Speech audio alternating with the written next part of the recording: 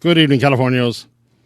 It's July 21st, 2022, and this is Season 2, podcast number 19. We are Red Star Report. I'm Hal G. Lohr. This is Voices for the California Nation. Tonight, I'm flying solo, so expect turbulence. Let's start the week off with a reminder that in 2 weeks, the California Independence Movement has the 2022 California National Party Convention. That will be on August 6th and run from 10 a.m. to 2 p.m. here in Southern California at the Frida Cinema and Art House located at 305 East 4th Street, Suite 1000, Santa Ana, California, 92701. Guest speakers will include the CNP's first candidate for governor and all-around great guy, Michael Loebs, union organizer Tyler Keeling of Starbucks United, and Long Beach City Council candidate and a Red Star Report friend and content contributor, Carlos Avalle. To RSVP and register for the event, you can find the link below. Or go to the California National Party website at California National Party, where you'll find the information in the Get Involved section under Meetings and Events. And of course, Red Star Report will be there live streaming the convention as well as covering it on our usual podcast, but you already knew that.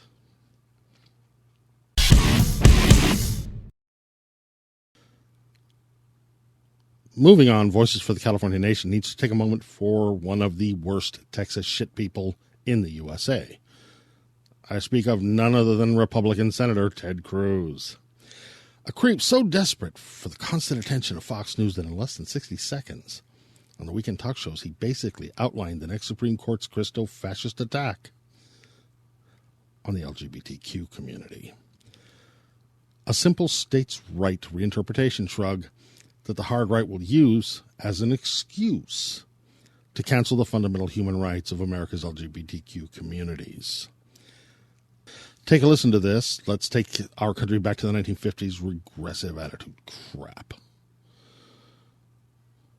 And I'm not even going to apologize for the poetic license video editing RSR took here.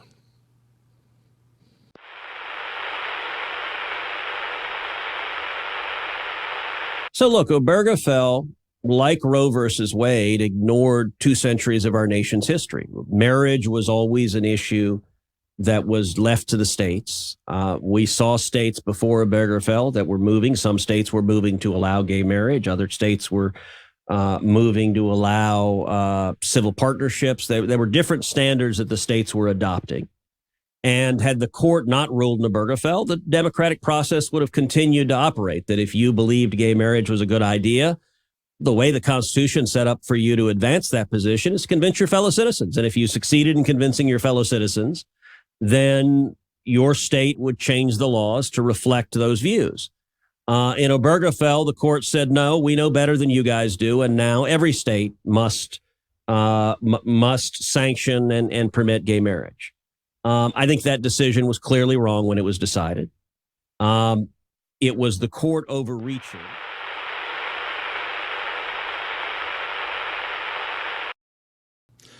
Okay.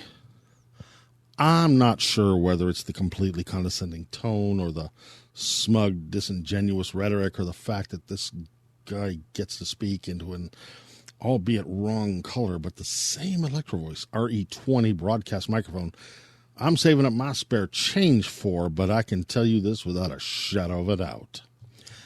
Nothing in those 60 seconds worth of video convinces me that this Texas asshole doesn't have one of America's most deservedly punchable faces. Anyway, What Texas Teddy is saying is that using the overturn of Roe versus Wade as a precedent, the christo-fascists can simply reverse past Supreme Court rulings they don't like as overreach. And that means this ultra-conservative Supreme Court is now free to overturn the 2015 Obergefell ruling that legalized gay marriage in the United States. For those that don't know, Obergefell versus Hodges was the Supreme Court ruling that confirmed the fundamental right to marry. It guarantees the right of same-sex couples by both the Due Process Clause and the Equal Protection Clause of the 14th Amendment. It requires all states to issue marriage licenses to same-sex couples and recognize same-sex marriage performed in other jurisdictions.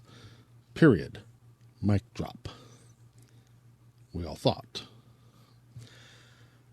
But since the self-righteous nature of the American Christian right never lets anything go and hates it when people practice fundamental human rights they happen to be uncomfortable with, the bumper sticker of this strategy goes, unlike assault weapons, since gay people weren't specifically written into the Constitution by America's fuzzy-wigged, face-powdered founding slaveholders, any modern fundamental civil rights they might have can be left up to the states.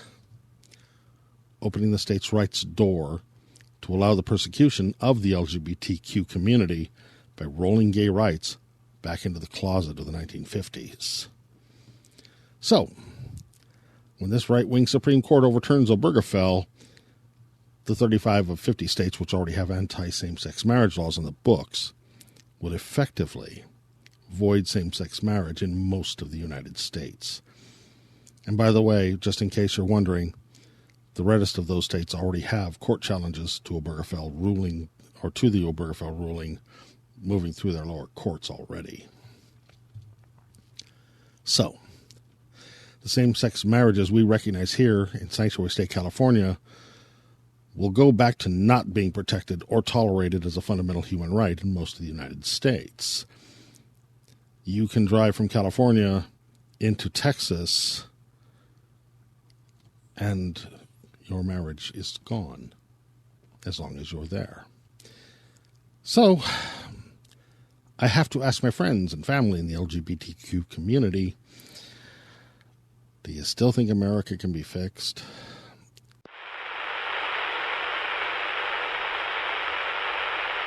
Rise today in strong support for the Respect for Marriage Act to enshrine into law a fundamental freedom, the right to marry whomever you choose.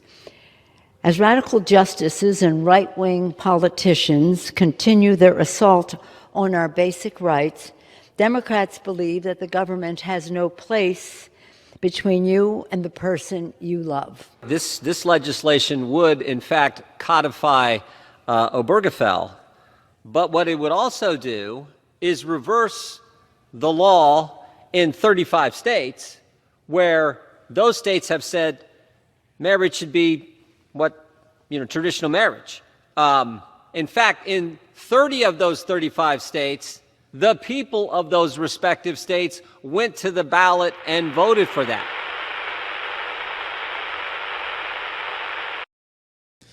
Because California is now, and will remain for now anyway, a sanctuary state for gay marriage and LGBTQ rights in general.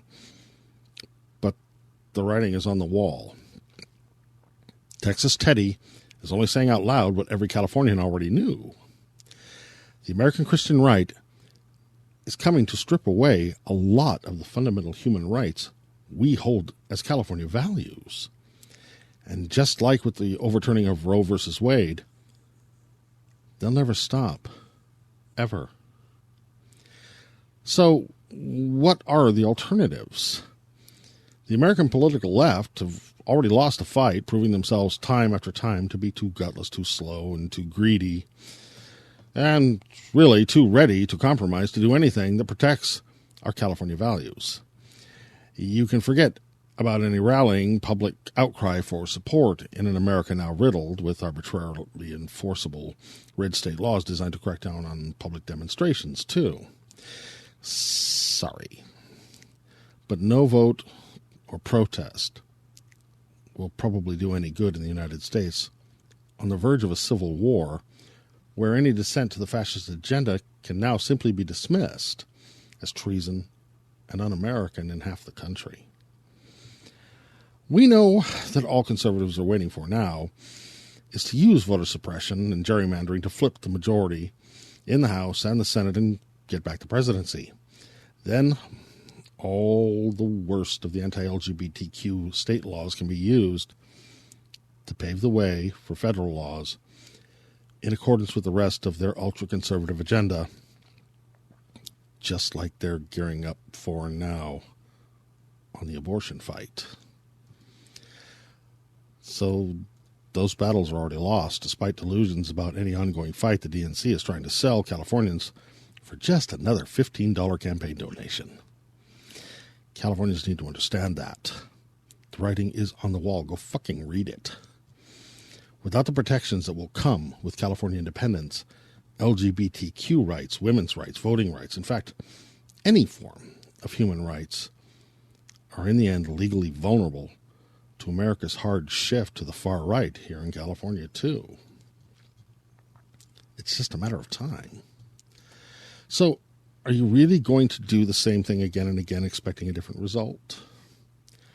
Putting all your hopes in an outdated, broken, and already subverted U.S. government system that, because of an original need to protect the institution of slavery, was rigged to fail at protecting basic human rights right from the very start. You know, all my friends in the LGBTQ community do have one thing in common. At some point in their lives, they were brave enough to accept who they were and come out. Even when some of them knew it might cost them dearly. And that deserves big-time respect. And with that in mind, I ask, does anyone out there think California's LGBTQ community isn't strong enough to put California independence on the table for serious consideration? And is this really even a choice here now? This is Voices for the California Nation.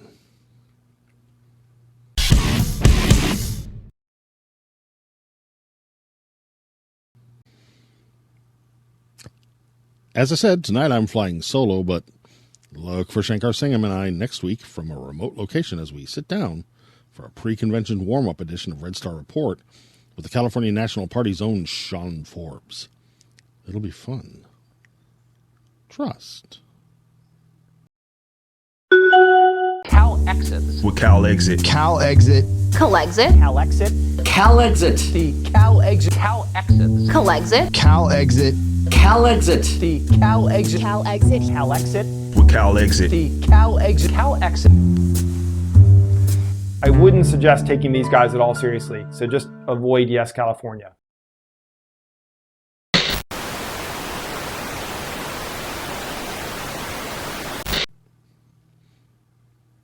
So now let's go to talking points.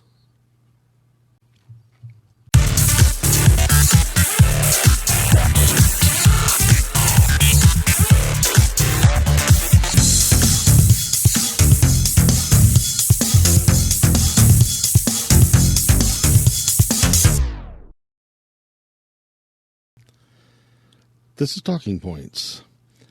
And I think for our 49th podcast, can you believe that? Talking Points should look at one of those annoying little fact-free questions that the California haters just love to bring up at the dinner table. The question goes, how could California ever be its own country when the state of California is such a failure? Of course, this is basing the entire question on the American right talking points you see on constant rotation on Fox News or out of the Wall Street Journal or Forbes magazine. The constant drumbeat in the opinion of the American fascist that California is a failed socialist science experiment gone terribly wrong. And you've all heard it. You know, everybody is leaving California. Even though our population grew by 3% last year. California is the nation's worst place for business, even though we're the world's 5th largest economy, right? And how about all the horror stories about California being nothing but homeless camps, heroin needles, and human feces, even when we're America's #1 tourist destination? Funny how none of those right-wing scandal rag articles ever mention the problems in Texas or Florida. But here's a hint for you Red Star rebels. Just because red state governors deny they have problems doesn't mean they don't have serious fucking problems. It just means they're not doing anything to fix them. I mean, the state of Texas, from the outskirts of Dallas to El Paso, is nothing but a toxic waste dump full of endless oil fields. And even though they fossil fuel poisoned half their state,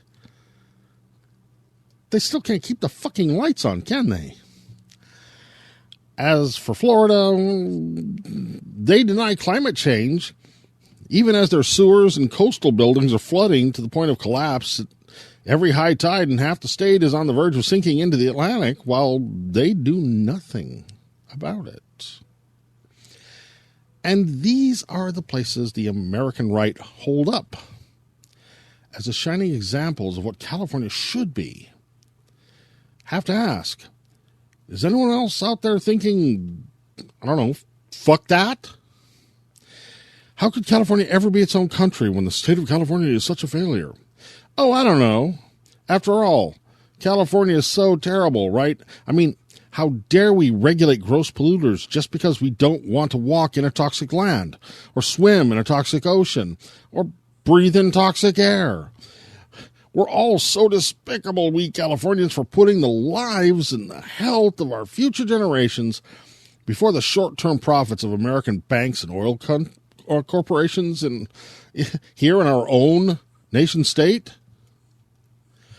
So, how could California ever be its own country when the state of California is such a failure?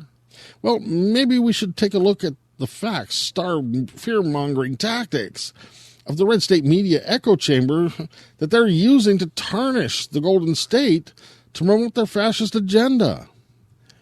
The latest example to cross my desk is a July 15th Scare the Bear article from the extreme right Washington Examiner picked up by the LA Times entitled, California went big on rooftop solar. Now that's a problem for landfills. Wow. Not like big oil, American capitalism's puppet media, are working here or anything. I mean, obviously, there's a big-hearted fascista concern that California moving away from gross polluting fossil fuel-fired power plants to renewable energy sources like wind and solar couldn't possibly be better for the environment or anything, right? This excuse for an article points out that in 2006, when the California Public Utilities Commission formed the California Solar Initiative, the measure exceeded its goals. The horror.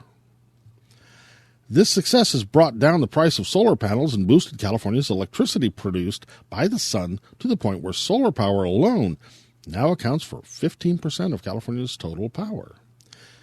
How dare we celebrate that as a good start or anything, right? Because some of those 2006 vintage solar panels are now being replaced with newer, more efficient panels, and the old ones are being taken down for recycling at one of California's over 400 listed, even in this stupid article, solar recycling companies are, some are ending up in the dump. By the way, newsflash, even in very green California, some things will still end up in landfills. Sorry to burst that bubble that no Californian doesn't already know or anything like that. But the real joke is the scary consequences this article drums up as it desperately claims that these old solar panels in landfills are now going to pollute California's water table with very scary heavy metals like lead, cadmium, and selenium. Yeah, anyone with a periodic table handy is already laughing, by the way, because lead is a heavy metal and is bad in water. There is no doubt about that. But we're not talking lead pipes here. We're talking trace amounts of lead in those old solar panels that was mostly in the solder joints of their wiring. And so probably about the same amount of lead in the computer you're watching this podcast right now on, or maybe the phone you're using. Scary. As for cadmium, at an atomic weight of 34, it's like zinc. It's not a heavy metal. It's commonly found in the ground already, and it's not water soluble.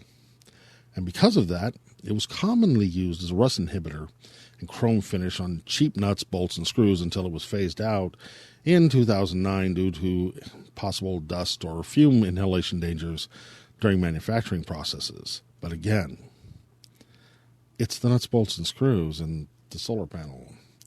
We're talking trace amounts. And then the article mentions a very scary sounding word, selenium. Selenium, does it sound familiar? It's a mineral, as in vitamins and minerals. It's not a metal. It's found naturally occurring in fruits, nuts, and grains like bananas, tomatoes, oatmeal. And it's even widely sold as a dietary supplement to promote prostate and urinary tract health, too. So, although I can assure our fascist friends that evil selenium-laced urine will absolutely end up in the water, it's a serious stretch to call it a biological hazard to the water table. Sorry. But that's how right-wing California-hating media operates, right? The truth doesn't matter as long as it makes libtard California sound bad, scary, and failing to a grossly ignorant American right. Question. How could California ever be its own country when the state is such a failure? Answer. Get real.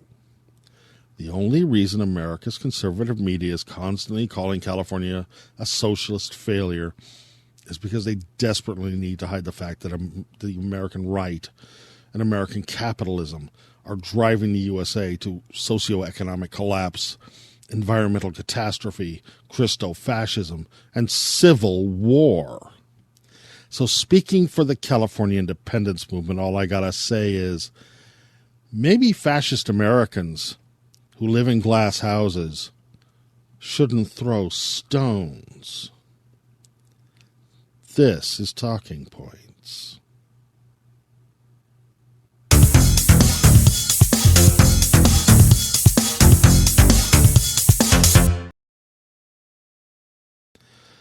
That's Red Star Report for the week of 7/22/2022. Next week, California National Party Southern California Chairman Sean Forbes will be our special guest. You don't want to miss it. Until then,